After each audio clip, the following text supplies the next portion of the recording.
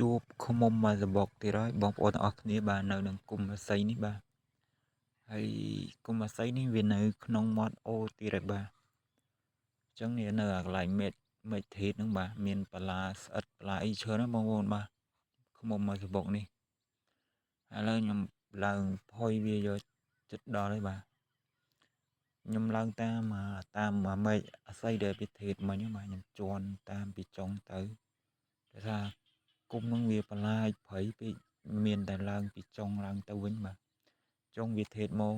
ច្រាំងអូបងប្អូនអរគ្នាបាទ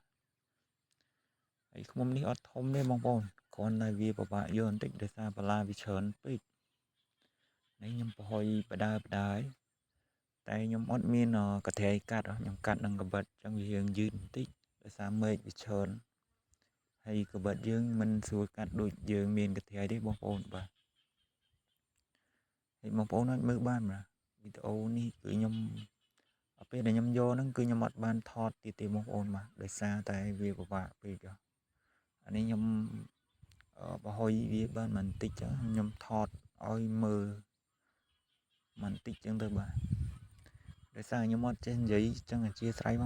បងប្អូនទាំងអស់គ្នាបាទហើយបន្លាណាបងប្អូនឲ្យមើលទាំងងន់ខ្ញុំចូលដល់បន្លាខ្លាំងឥឡូវខ្ញុំយកមកដល់វិញនេះគឺខ្ញុំយកបាន2សបុក